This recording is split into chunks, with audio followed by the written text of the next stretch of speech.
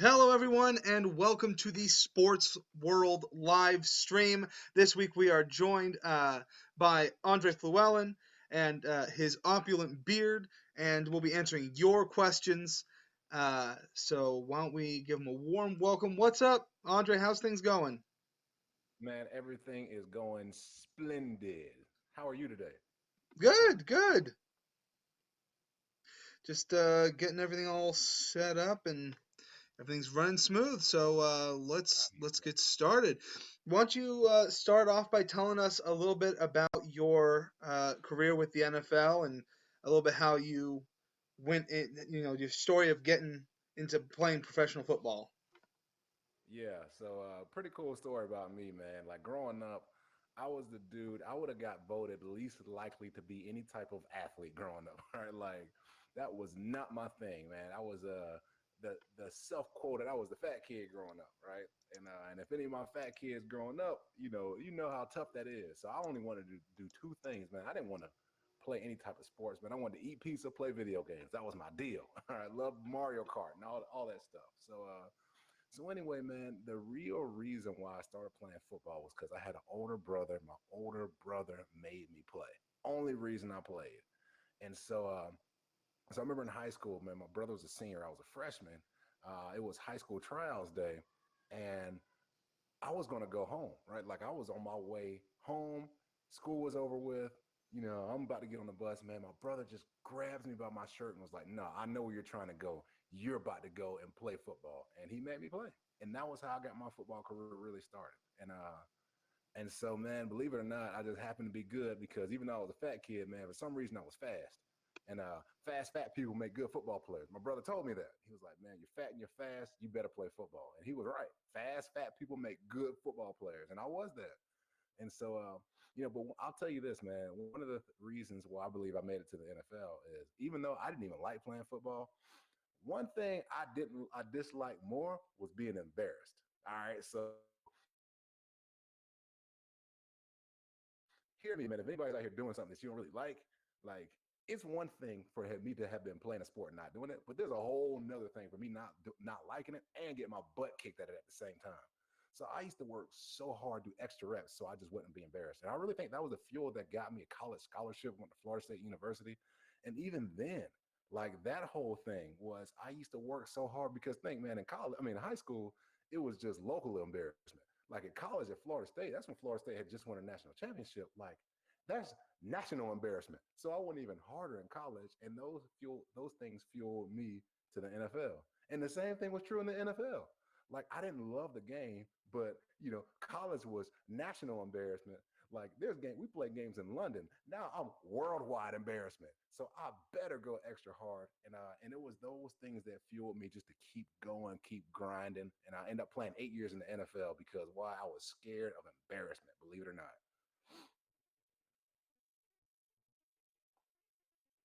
You don't think of anyone as getting embarrassed into the highest level of their sport. It's just so interesting that there's I've only met two people who have played, the most, the highest level of their respective sport that did not intend it, and that's you and Rusha Brown. You're the only two that I've ever met Mm. that seem to have, not accidentally, because it takes a lot of hard work and commitment to achieve that, but still not necessarily intended to do that. And so, what was it about your brother taking that one day? What was it about that one time that pushed you into football? What was so important about that one conversation? I'll tell people this all the time, man. Like sometimes there are people in your lives who can see more in you than you can see in yourself. All right. So like, even though I only saw the fat kid, right? Because that's just how I grew up. My brother saw the fast fat kid. See, I only saw a dude who liked to eat pizza and play video games, but my brother saw somebody who could get a college scholarship and go further. Like I only saw the weaknesses I had. My brother saw the strengths that I had. And so he was not going to let me just sit back and not use those God-given strengths. Because I was big. I mean, even as a freshman in high school, I was bigger than my brother. My brother was stronger than me, but I was bigger than him. I mean, I had more just natural God given talent than he had at that time. And so he knew that if I didn't play football, that would go to waste. So I think that's what it was. And then, you know, you ever have those times where you know, your parents or your older brother or sister, they give you that look and like, that look, that look, right? And so my brother didn't do that often, but that was the one time I remember he gave me that look. And even though I was bigger than him, man, I felt about this big. And anything he said, I was like, he told me to do, I was going to do. So, man, that's what it was, man. It was that mix of just, I was scared of him at that moment, but I just noticed it was something that he saw in me that was even greater than what I could see in myself.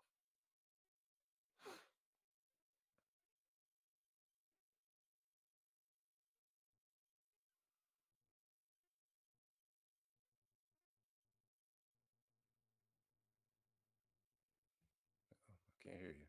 Oh, there you go. I think you're muted. Am I muted? There we go. There you That's go. that's really inspiring the way that your brother was able to do that for you, and I think we all need someone in our lives who can push us and see those things that aren't there or that are there that we don't see. Um, and I know that a lot of people have a tendency to think that even though they might have a skill that there's someone out there that's better than them and that makes it not worth it, and that there's probably some truth to that there's always going to be someone better than you at whatever you do, but that doesn't mean it's not worth trying, and it's good to have someone in your life that encourages you in that way. And so what role did your faith play in your time in the NFL and in uh, playing football, even in the high school level? It's interesting, and I'll go to a point in my NFL career, like, and I'll be honest with you, I think a lot of us did it, man. Like a lot of us do it. There was a long time that I used, my spirituality, even though I was a Christian, and even though I was trying to do right, whatever that means. But like I used Jesus, I use the Bible, I use prayer as like a rabbit's foot, right, to get me to play better. So, or Yeah. to protect me, from injury and stuff like that. Like a lot of times we all do that. Like we have, I called it the Easter Sunday prayer before the game, right? Like everybody's gonna pray before the game, just to protect them and all. And there's nothing wrong with that. But I don't know what changed, man. There was at one point in my career though. So I used to have this fake tattoo, right? And I used to cover it. It was a cross, right? It's fake like a henna tattoo or whatever. I would wear it on game day, and I used to cover it up because I was kind of embarrassed of it. Believe it or not. And I remember the day, like I said, you know what? If I'm really gonna be who I really am and really be about Christ and really be about my mission, I can't cover this up for anybody. And I'll never forget that moment where it was just like, I know it's something so simple as a fake tattoo, right? Because I was scared of real tattoos. But at the same time, for me, that was like a big, just like eye opener, enlightening moment for me. And a moment I was proud of myself for not covering up that fake tattoo.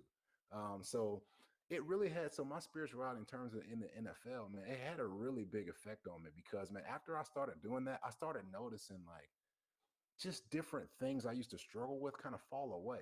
And it was something so simple. I would have never thought that me keeping a tattoo of a cross uncovered would change so many things in my life. But just that little thing, man, it's just the little things of God make a big difference. And I think that people just think of like, I got to hear the voice of God and he's got to come sweep me out of my bed and make me levitate. No, man, it's just sometimes these little bitty things that make big changes.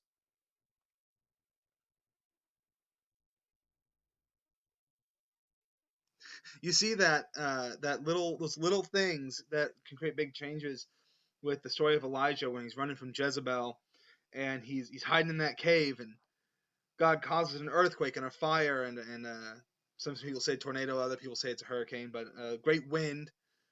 And God wasn't in any of that, but he was in the still small voice. And I think we're always waiting for God to speak audibly or to give us some big, huge sign. But God doesn't work that way most of the time. Usually, He's pretty subtle in just guiding us in how He wants us to move, and it's our responsibility to be on the lookout for that. And so, were there any times in your life where you felt, other than the tattoo, Which I find it funny whenever football players are like, "Oh man, I could never get a tattoo, man.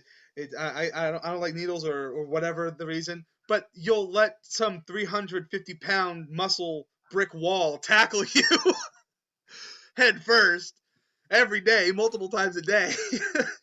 I just find that funny that when football players are because I'm scared of like medical needles. I hate medical needles. My wife literally has to hold my hand, I have to close my eyes whenever I get a shot or get my blood drawn. But yet I've got tattoos and that doesn't bug me one bit. Um, anyway, was there any times besides the tattoo where you felt the Lord guiding you in your career, maybe to share the gospel with someone or to walk differently than the other members of your team? Yeah, man. I'll tell you. So, I think for me was when I stopped drinking. All right, like, and I'm just gonna be open and honest and candid. I had known for a while. I kept saying it, like, because when I used to go out with my friends or whatever, or we go to the club or whatever, like, I realized, man, I couldn't go out unless I had some drinks. Like, and I'm just being honest with you all. Like, there was something in me. I was like, I couldn't go out or I couldn't have fun if I didn't drink. And then I got to the point was like, am I really having fun? Or is it the fact that like I just want to go drink or whatever? Like, what's the real fun? Because if I can't have fun without drinking, then am I really having fun? So, and I think that was the moment. And so, man, I'll never forget this. I just kept praying, asking God, I was like, you know what, man, I don't want this anymore. Like, take this from me, like seriously, because if I can't go out and have fun without doing it, then I'm not having fun, and I want to have real fun. Like, and I remember praying that prayer, and I remember like, over a course of time, like I'll go out with my friends, and like I would have one less drink. Then the next time we'd go out, like I'd have one less. And then the next time they'd be like, Flu, why are you not drinking? Like, cause I used to drink like as much as they did. I wasn't like a belligerent drunk, but I would go out and do it. And they would say, they call me Flu because my last name's Fluellen. So they're like, Flu, you don't drink as much anymore. I noticed that. And I was like, I just don't want to. All right. And then like it got to the point where I didn't and I stopped. And and I would say that little thing, man, just people saw the difference. And as I stopped doing one thing, like I started evangelizing a little more. I'll never forget this, man. It was just God put it on my heart. It's when I was playing with Reggie Bush. God put it on my heart. He said, he was just like, ask Reggie about his faith. And I was like, man, this is Reggie Bush. Like, I played at the same time as he did, and he was one of my heroes, right? Like, I mean, watching Reggie Bush and, at Southern Cal and stuff like that. And so, man, I was like, no, I don't know if I can do it. And so after practice, after we left the practice facility one day, I could stop and get some gas. And guess who pulls up next to me at this random gas station, this big truck? Looked over, it's Reggie Bush. I'm like, oh God, I got to do it right now. And God's like, yup, you got to, right? Like, just, I knew it. And so it was a simple question. I said, hey, Reggie, how's your relationship with God? And it kind of started him. And he was like, you know what? It's good, but thank you for asking me. And that's all we said. But I just like how you can see it in somebody's eyes, like somebody needed to hear that at that moment, and he needed to hear that. So it's like those two little things, man. Again, like I know it seems like a lot, but stop asking God to stop drinking. That's number one. And that moment with Reggie Bush, like I was like, dude, if I can ask Reggie Bush about his relationship with God, well, shoot, I can ask anybody. And that helped me with that as well.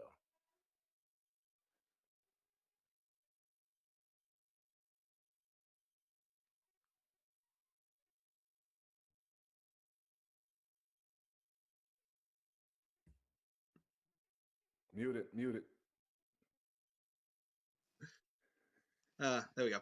Sorry about that. So you said that the drinking, you want God wanted you to change that, and what is it about the those kinds of things that tend to get in the way of our testimony with other people? Because I mean, you said that they noticed that you were different. Did that help or did that hinder your testimony? I think it helped. It helped me because what it was doing was I was trying so hard to conform to an idea of what I was supposed to be, right? Like I was conforming to an idea that I was this NFL player, and I was supposed to go out and party and be around all these different people and being around women and stuff like that. Like I was conforming to that, even though the core of me knew that I shouldn't be doing that. And so, what it did was when I stopped doing that, it literally it made me not so much worry about what they thought about me. And for me, as an individual, like it helped my testimony to myself more than anything. And I think that's the real thing with people is your testimony with yourself has to be good before like we can go out and evangelize to other people. Like because I got to look in that mirror every day. Like last time I checked, I'm around me more than anybody else on the planet. Last time I checked, right? So anyway, so I think it was that, and so more things as I stop conforming to that, right? Stop conforming to the world, like more things started falling off of me. And I was starting to see, like, you know what? I can have a lot of fun. Actually, I'm having way more fun. I'm enjoying life a lot more how I am now than how I was then. And so then I started noticing that people were asking me about, like, dude, like, why'd you change? Talk to me about it. And so that ended up being my evangelism. It wasn't so much that I was going out like, preaching to everybody or anything, but people were coming to me and saying, "Dude, I see a difference in you. Talk to me about it." Because it's like, I don't know, it's like a light about you. Like if people used to say that, bro, there's like this light about you, and I don't know what it is, but I just need to talk to you about it. Like what happened? And that was my chance. And I didn't say a whole lot. I'd say, "Hey, Lee, I just asked, and this happened, and shoot, same thing happened to you." So yeah, man. So I think it was really like not so much my testimony to other people, but man, my testimony to myself, and that was the most important thing. So, what do you think were some of the biggest challenges being a believer in the NFL? What are some of the things that made either your job difficult or your walk difficult? Man, the walk to make the walk difficult. The job didn't make it any more difficult, I don't think, or being a believer didn't make the job any more difficult. But the walk, man, was. I mean, you got to think. You're just around any and everything you could possibly be around. Like there's no limitations to the things that you can experience, the things that you can explore, And so I think that was a difficult part. And I tell people all the time, I'm like, look, I mean, I don't know how people can walk around and not be born again. To be honest, I can't understand it. Like because there was so much of a drastic change. Like before, 2012 is when I say I had my born again moment. Like there was so much of a drastic change post 2012 than pre 2012. Like I don't know how. Like there's no way I could have stayed married. There's no way I could have stayed faithful. Like there's no way I could have done these things. There's no way I could have stayed away from alcohol. Like there's the it would have been impossible without the Holy Spirit like living inside me. And so one of the things that so being around that man, I would say the most difficult part for me, and this is me being totally honest, the most difficult part for me being a believer in a locker room was I always felt guilty that I didn't say more to people. That was that was the hardest thing for me until I realized, man, that scripture that Jesus says, "Don't cast your pearls before the swine. If they'll trample it and then turn and try to trample you."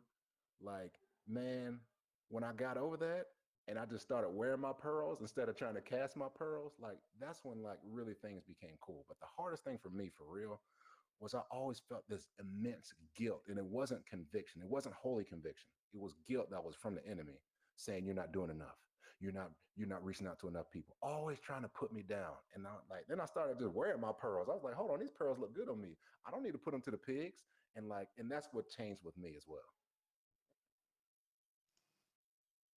Yeah, and that's one thing that I think that a lot of believers can take to heart these days is the greatest witnessing we can do as believers is not just reciting Bible verses at people, but living out the gospel, being like Christ.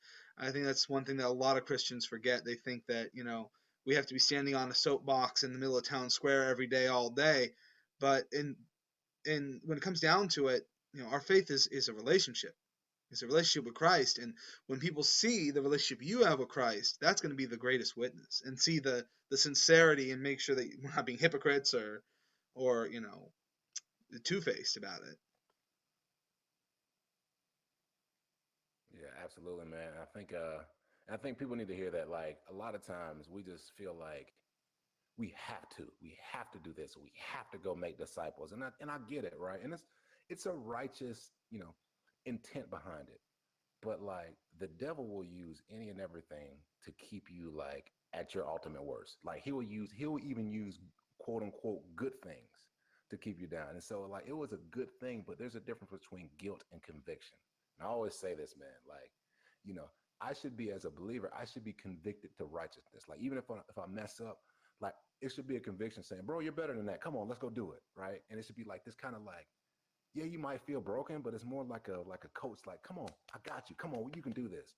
But guilt is pointing the finger straight back at you. You're not doing enough. You're not doing this. You're not doing that. And like that's the thing. That's how you know the difference between like holy conviction and straight up demonic guilt. Yeah. One of the things that I think keeps believers down is kind of the self fulfilling prophecy of I'm not doing enough, I'm not good enough, and so then we just stop doing things. It discourages us from continuing to walk for the Lord, continue to give the gospel, and we get in this place of we're not good enough to be used by God, so why should I even try? Well, I mean, you get part of that, right? We're not good enough to be used by God. That's why we have the grace of God. That's why we have Christ and the Holy Spirit to help us. Christ didn't send us a helper for no reason. But even if we don't have that worthiness in and of ourselves, we've been made new by Christ and new creations and equal heirs in salvation. And so, a lot of people get discouraged. A lot of Christians are dealing with depression right now because we feel like, you know, there's so much to be done with all the grief and the anguish in the world and division in the world. Yeah, man. And it's like you know, we can't solve I think too many people are trying to let me put it like this. Too many people are trying to do Jesus' job. Jesus did his job and then he went back, right? Like he did what he was designed to do, what he was created to do. He took all of our sins and then he said, peace. All right, I'm leaving it to y'all. And so each individual person has an individual strength, an individual gift, an individual manifestation of God here on this earth, right? Emmanuel, God within, right? So like each person has that individual calling. And so it may not be to solve a bunch of people's problems. It may not be to, heal the masses. It may be to heal 5 people, but those 5 people may heal 100,000 people, and those 100,000 may heal, 1 million people. But my job may be to heal 5 people, right? And like, I just have to be cool waking up. Like, I'll tell you, this is how I wake up every day, right? And I'm not saying every day is perfect, but here's how I wake up in the mornings. And I want to give y'all this because I really believe in this. I wake up, first thing I say, good morning, God. What's up? I say, God, whatever I do today is exactly what you want me to do. And whatever I don't do is what you don't want me to do. I said, God, wherever I do right today is what you've done through me. And God, whatever I mess up on is just an area that you still need to clean up. I put it all on you. I take it all off of me. Let's go today. And like, it just takes the pressure off of me. And so that's how I want people like, Jesus really wants us to live free. Like, who the sun sets free is free indeed. He wants us to live free and he wants us to be yoked with him, saying, like, bro, when I move, you move just like that. I think that's a song. But anyway, like, but that's what I'm saying. It's just God wants us to have this freedom in him. That's why, like, I love when I say I love being born again, because it's so much freedom, it's not restriction. Right? Like people think that the Bible or being born again is just meant to restrict you from stuff. They don't restrict you from anything, right? It frees you to this supernatural life that you can walk freely with God. And if you mess up, guess what? There's one that's already took it on the chin for you. Keep it moving. Let him handle it. Let him deal with it. That's why you have the Holy Spirit, who's the helper, to clean you up. And it's really that simple. So yeah, man. So I get excited about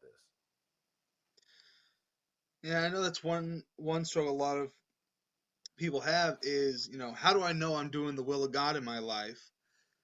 And the way we know is by living a God honoring Christ like life. If we are living a life where we are striving to be like Christ as much as possible, and being resurrected in his image and created in the image of God, then God's going to use us.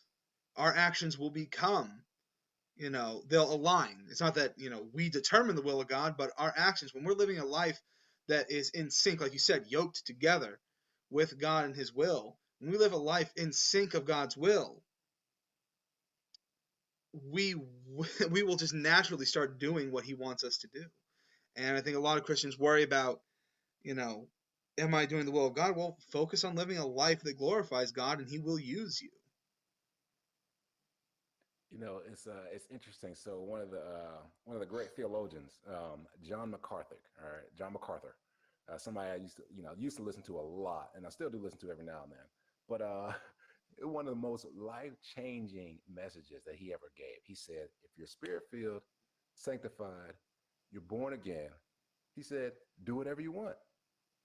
And the whole audience was like, "What?" He said, "Look, if you are legitimately filled with the Holy Spirit, if you have God within you, if God dwells within you, that is quickening your mortal body, then it's going to be Him that's going to be taking control and doing things through you that you just cannot do, right? Like, so he was saying, allow Him.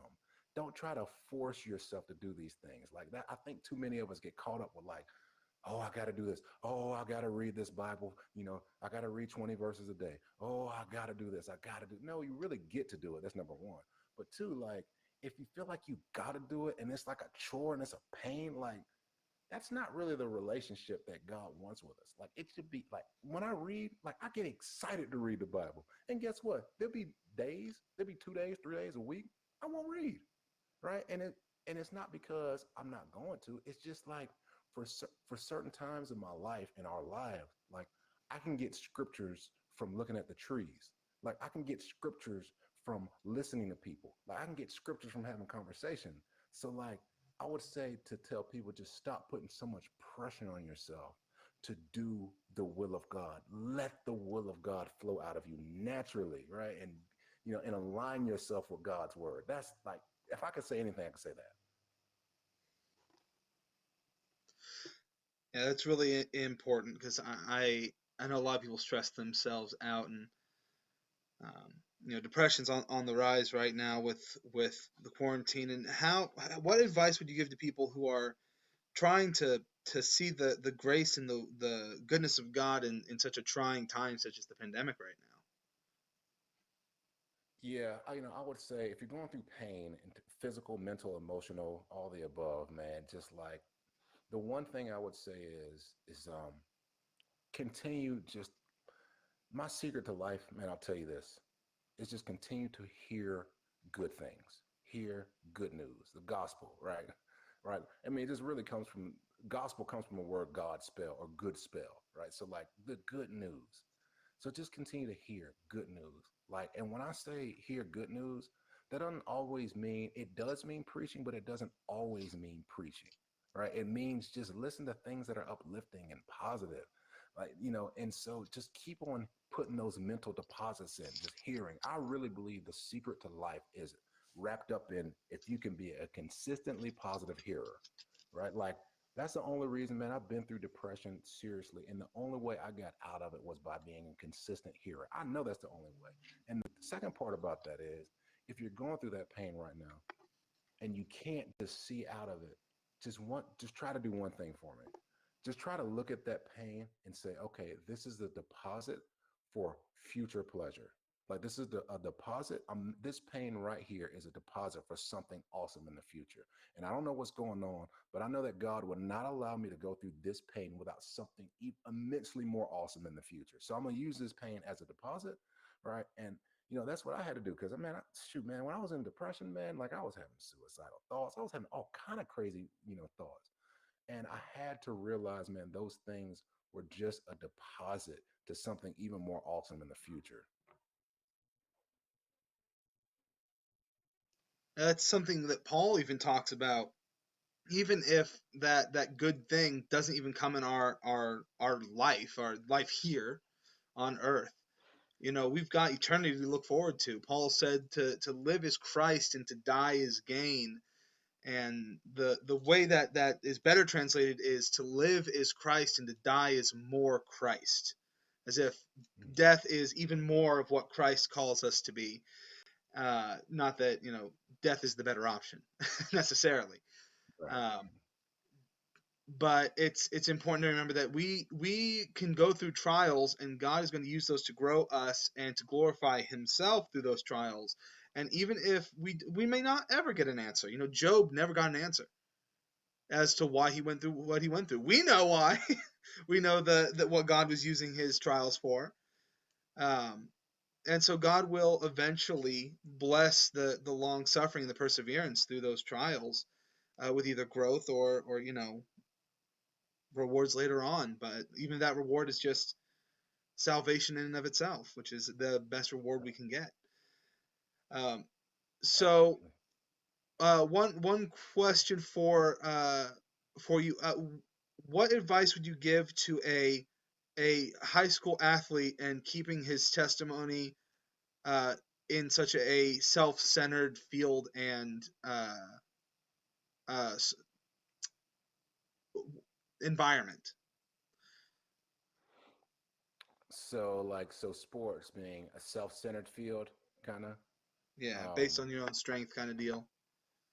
A lot of yeah. times. So I would say, with for any athlete, number one, your maximum, like, I know this is going to sound weird, but I believe that the people who are at their maximum highest level of sports, like I look at somebody like Floyd Mayweather, and even though he does all kind of crazy stuff and all that kind of, like, I look at him and I'm like, man, look at what somebody has taken the talents that God gave him and maximized it. All right, like, and so I look at that, I'm like, man, that is, to me, even though he doesn't say anything about Christ or anything about Jesus or anything like that, like when I look at him, I see the glory of what God has made in him.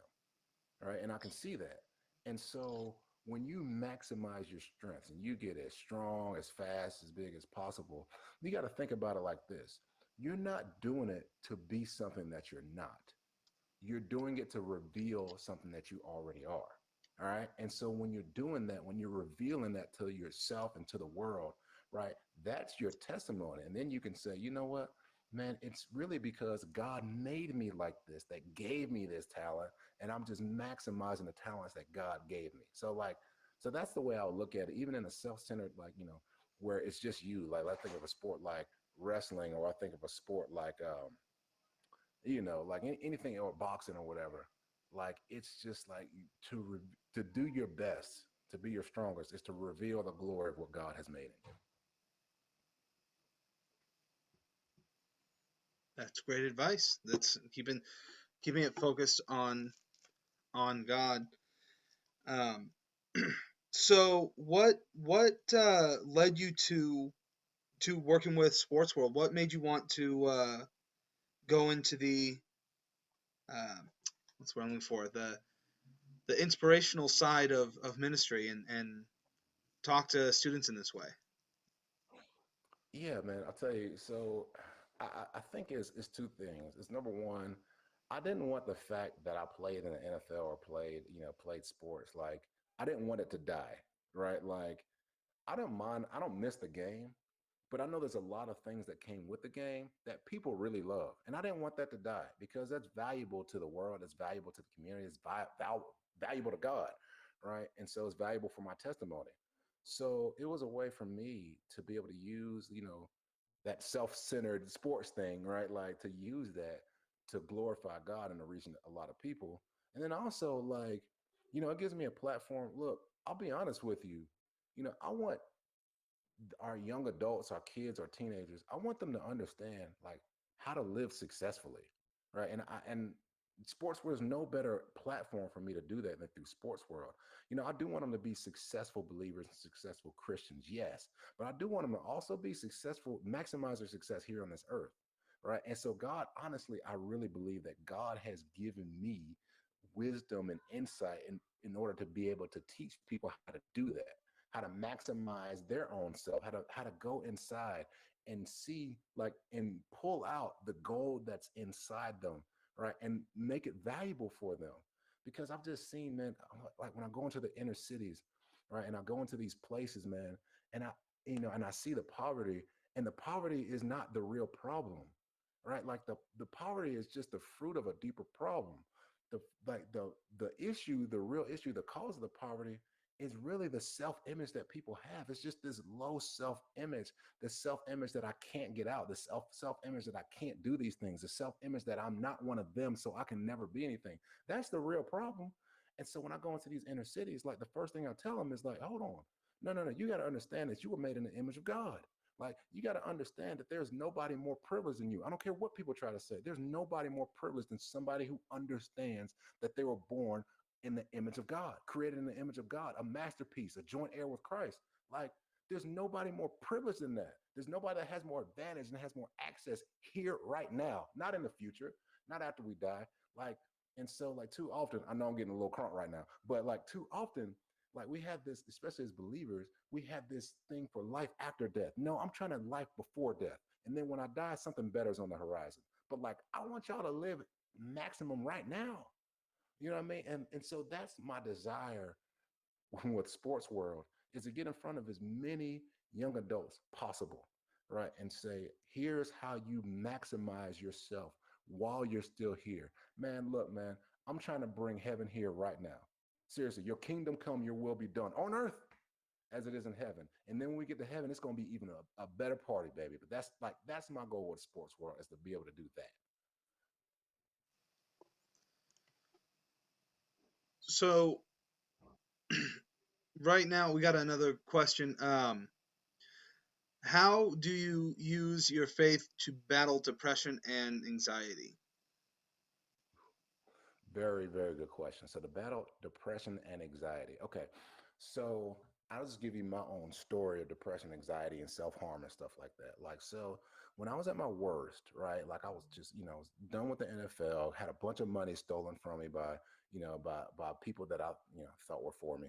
Um, I had all this stuff going on all at the same time. And I was in deep depression, like bad. And I've never been through depression like that before, ever. Right. Like, I've been sad, but I never understood what depression was. Like, I never understood how somebody could self harm. All right. And this is just being real. And so when I dealt with that, I understood why people go through that. It's because there's this immense pain that's on the inside. All right. So look, like if I, you know, if I cut my finger or something like that, right? Like, I can put a band-aid on it. Guess what? It might hurt a little bit. Put a band-aid on it. A couple of days, it's gonna heal up. All right. So like, but if I break my finger, well, it's gonna hurt a little bit more, right? And then I got to put a little splint on it, and it's gonna take a little longer to heal up, but eventually it'll heal up. Well, if I tear a ligament, right? Let's say tear a ligament in my knee or something, like, or I say, okay, that's gonna hurt even more, right? It's gonna require a much bigger intervention to heal it. Like, I probably have to have surgery, and it's gonna take a lot longer to heal up. But eventually, it'll heal up. But what happens, like, when your spirit and soul feel broken, like your emotions feel broken, right? Like, there ain't no band-aid for that, there ain't no surgery for that. And so what I saw with self-harm was people, I myself, had this immense pain on the inside, and I was trying to release it. And people are trying to release it. And so that's what self-harm is. That it's just this pain, and it's trying to find an escape route of the mental, the anxiety, the pain that's in. All right. So that's how I identify it. And so how I use my faith to help is when I let go and I said, God, you are the same God who has given me life. You are the same God who has given me talent. You are the same God who has given me football. You are the same God that has been responsible for anything good that has happened in my life. You are also the same God that is responsible for keeping anything good in my life. And whatever needs to fall off, God, is on you. Like, seriously, whatever people need to fall off, God, they're on you. Like, whatever stuff that needs to go away, God, is on you. And I had to totally go into the flow of God and allow myself, like, you know how, like, you ever see a kid asleep in a parent's arms, and they're super light, they're knocked out, body is just limp, right? And no matter what, like, no matter how limp that kid is, Like that kid is going to be carried by the father and is going or mother and is going to be placed in the bed and it's going to be covered up and tucked in and kissed on the forehead. And when that child wakes up, they're going to be like, "How the heck did I even get here?" And it was the parent, it was the father, it was the mother that brought them there. So if you're going through depression, anxiety, all this stuff, I encourage you to let go. Go into the flow of God. It's scary to let go. I can't even be, but it's just as scary to hold on. You're already dealing with depression, anxiety already. You might as well let go. And I promise you, the chances of letting go into God's arm are way better than the chances of you holding on with your own strength. Because God's hands ain't gonna slip. God's biceps are way stronger than mine. He can hold on way longer and way better. So that's that. That's some good advice. I know that the only thing, because I struggle with depression myself and anxiety, and it's so weird how all you have to do is let go of it, and it's so simple, but it's not easy. It's like there's something comforting about holding on to that anxiety. It's almost like because you can control it. You know the feel, but you don't. You think you feel like you control it, but you're really not in control. It's controlling you, and that's always Yeah. been one of my struggles. And that's why I was relating to what you were saying when you're talking about cutting fingers and stuff. Daylight savings got me. They say that accidents go up when daylight savings hit. It's because everyone's overtired. In 24 hours, I Yeah. badly burned my arm and then sliced open two fingers. And the only band-aids we have in the Oh house are no. Pokemon band-aids. So I'm waiting those couple days for this to heal. Right. I hear that. Yeah. So, uh, when did you know? This is kind of more of a career question for maybe some of the student athletes out there. When did you know it was time to move forward from the NFL? You know, so it's interesting. So I'm really like I'm a big believer that the most powerful thing that we have, like outside of our spirit, is our mind. All right, so I'm gonna tell you a cool story about it's gonna relate to me ending my career in the NFL. So I really believe in like the processes of visualization. Like I am a visualizer. I am a really keen into how we can use this mind in order to access victories here on this earth. So when I was in college, I used to always say, people used to always tell me, like, "Hey man, you gonna play in the NFL?" I was like, "Yeah, I'll play, and I'll play for about 8 years." And they used to always say, like, "Why not 10?" I was like, "I don't know, eight just sounds like a better number." And I used to tell people all the time, it's like, "Man, I'll play for 8 years and then I'm probably retire." And so my last game in the NFL, we're playing in London. So here's another cool story. So that year before I played in London, that off season, I was not with a team, but I wanted to play in London so bad. I used to say it over and over again. I used to say, "Man, I'm gonna play with the Lions this year again. I'm gonna play in London." Said it over. I mean, I said it all off season, and I wasn't even on a team. So the week before the Lions played in London, somebody gets hurt, and guess who they call on the phone? Yeah, they need a replacement player. They call me, right? The week before they go to London and play. And so anyway, so I go out to London. They call me up. I'm playing really good, but I get injured like near the end of the game. And so I tore my labrum in my hip, ended my season pretty much. It wasn't an awful one, but I put me on injured reserve. And guess what? That was my last play in the NFL, in a place that I wanted to play at in my 8th year in the NFL. Like it's almost I spoke it into existence, believe it or not. And so anyway, so I kind of knew, I wasn't getting any calls after that. I felt like I could still play, but football was never my thing, right? Even though I did enjoy it at the end of my career because I found some mental things that made me enjoy it, but like it wasn't just my thing. And I think that like it was that time where I knew just it's time for me to find my thing. Um, and that takes time, but that's okay. But if I'd have been playing football longer, like I would have been, let's say I'd have played 5 more years. Well, I'd have been doing something that's not my thing for 5 more years, and I had to wait 5 more years after I was done playing to find my thing, and I've been 45 years old or something like that. And so, like, you know, I'm just glad it was over with when it was. I played my 8 years. I played in London. I'm good. That's nice that you got to have such a kind of a graceful exit from the NFL. Not everyone gets that chance to go out on a high note like that, and that sounds like it was a real blessing in that way.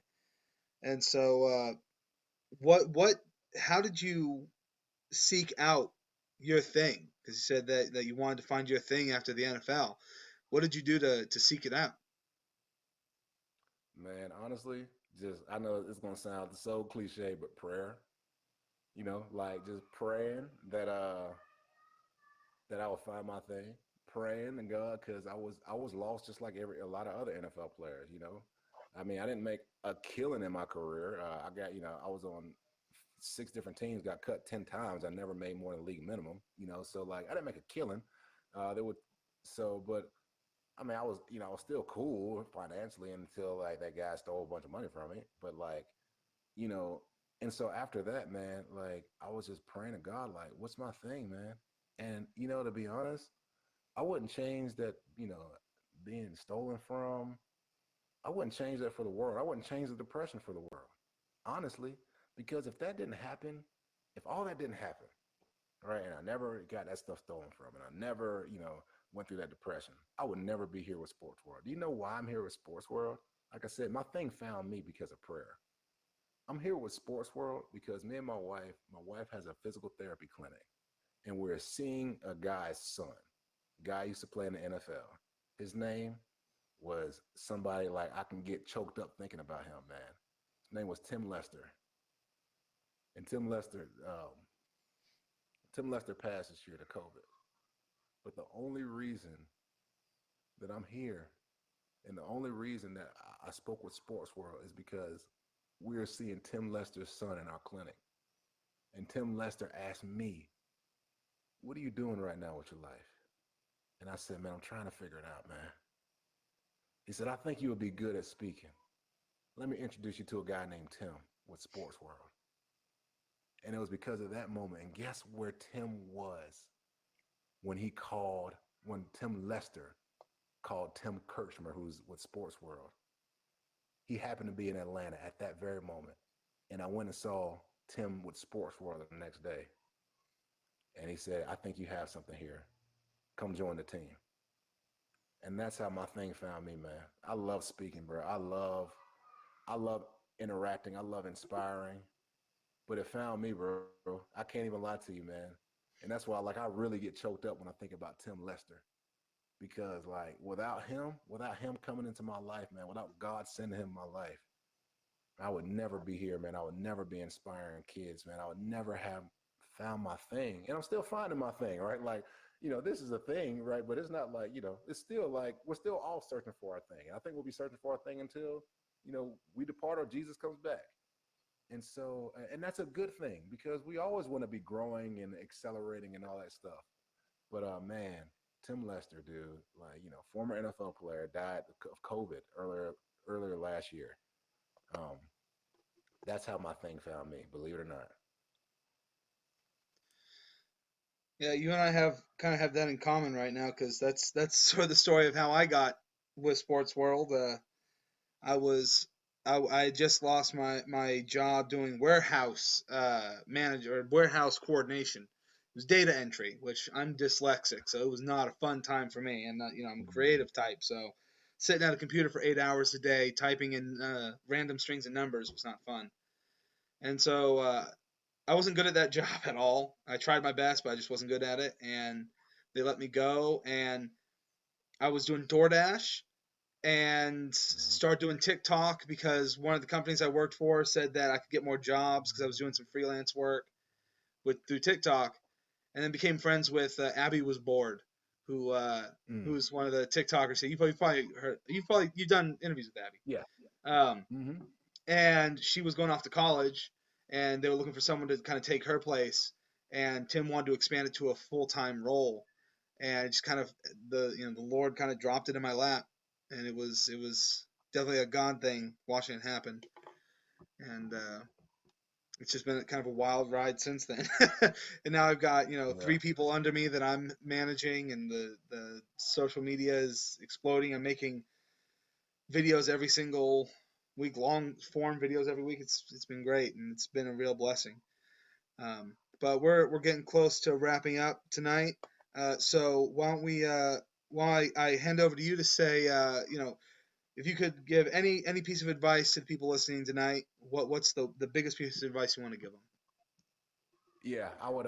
So there's three things, man, and I'm gonna speak about something. I'm gonna try to make it something real complex, real quick, and real easy. Okay, like if you are struggling with your behaviors, right, or struggling with your experiences in life, all right, so there's a way to go about it. All right, so if you're struggling with like what's going on in your life or experiences, behavior, you're doing stuff you don't want to do, or if you're living the way that you want to live, or you're experiencing things you don't want to experience, like I want you to think about a computer system. All right, so this is going to sound weird. I promise to make it make sense. So if you don't like what's on the screen, right, or let's look at a movie projector. Let's do it like this. So if you don't like what's on the screen, like if we're watching a movie, we're at my crib and we're watching a movie on my projector, right? Well, if you don't like what's on the screen, don't get a blade and go tearing up my screen. All right, don't do that. Right, that's not going to help anything. So what you have to do is you have to go to the source. All right, so the source is really like, okay, well, if you don't like what's on the screen, we'll turn off the projector, all right, or break it if you want to. But in reality, that's like almost the source, but that's not the source because the source is the input of actually what's feeding the information to the projector. Our life is the same way, dude. Our behaviors are not the source. A lot of times we think we have to change our behaviors. We think we have to stop sinning and stuff like that. That's not the source. All right, because we all know we all had New Year's resolutions. Them things ain't stayed, all right, for most people. Why? Because it's been just trying to be behavior modification. That don't work long term. All right, you got to go deeper, right? You got to go to the projector, or is what I call the program. There's a program of why you're doing certain things. All right, there's a program that's in place of why you're doing certain things. Program is responsible for what's displayed on the screen of life. But then you got to go a little bit deeper, and you have to go to the code. If you think about a computer program, code develops program, program displays picture on the screen. You got to go to the code of life. All right. Now, if I don't give you anything else, you got to get this. Faith comes by hearing. Your life will be in direct proportion of what you continuously let in these ears. I promise you. If you want to change your life, just try me out for the next 15 days. I don't care. I'm not telling you to stop listening to whatever it is you listen to. I'm telling you to start listening to gospel, start listening to good news, to uplifting, to positivity. Start listening to that and fill your head, fill your mind with that stuff. And I promise you, that code will change your program, and that program will change what's displayed on your life, man. I promise you, girl, I promise you. It's that simple. Try it. If you don't try anything else, try changing what you hear. You can start with hearing this, right?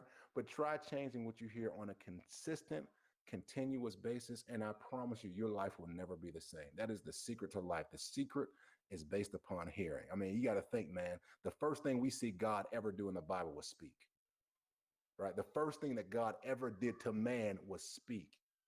Blessed are you. Be fruitful, multiply. The first thing God ever did was speak. So something is about hearing that is more important than what we will ever know. These things right here can change your life. And that's all I got to say.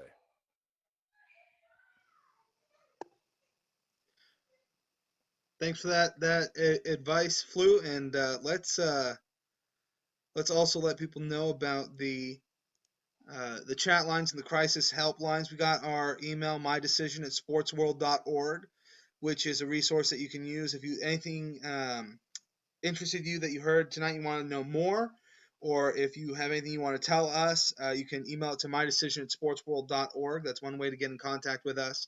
But more importantly, if you're going through a hard time right now, suffering from depression, anxiety, suicidal thoughts, you can text the word choice to 494949, and there's crisis counselors waiting to take your text and talk with you about those things. They're 24/7 and ready to listen to you and help you out. We also have all our various social media platforms: Instagram, TikTok, YouTube, Twitter. Follow us on all those. There's some great content on all of them. And Have a wonderful night, everyone. Thanks again for being on with us, and thanks, Andre, for sharing some wisdom with us. Love y'all. Y'all have a great evening. Peace.